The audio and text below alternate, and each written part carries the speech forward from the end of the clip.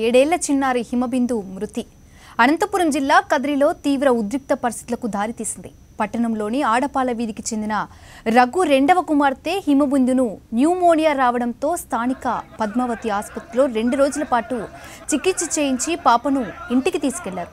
అయితే అర్ధరాత్రి పాప పరిస్థితి విషమించడంతో ఆసుపత్రికి ఫోన్ చేయగా ఇప్పుడు ఎవరు ఉండరు, పొద్దున్నే తీసుకురావాలని డాక్టర్ చెప్పాడని హిమబిందు తల్లిదండ్రులు చెబుతున్నారు. డాక్టర్ నిర్లక్ష్యం వల్లే తమ పాప హిమబిందు చనిపోయిందంటూ సిపిఐ నాయకులు పద్మావతి ఆసుపత్రి డాక్టర్ మారుతిపై వరప్రసాద్పై దాడికి దిగారు. అయితే రగడ కాస్త కులం రంగు పులుముకోవడంతో బాధితులను ఆసుపత్రి వర్గాలు బెదిరించాయంటూ సిపిఐ నాయకులు ఆరోపించారు.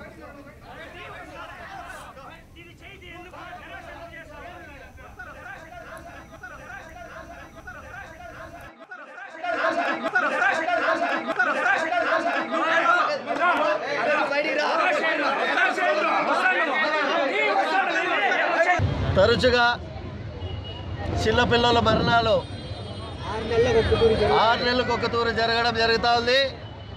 ఈ హాస్పిటల్ని పూర్తి స్థాయిలో రద్దు చేయాలని చెప్పేసి మేము ఎన్నోసార్లు ఉద్యమాలు చేపట్టాం. ఈ హాస్పిటల్ ఎదురుగా ధర్నాలు చేపట్టాం.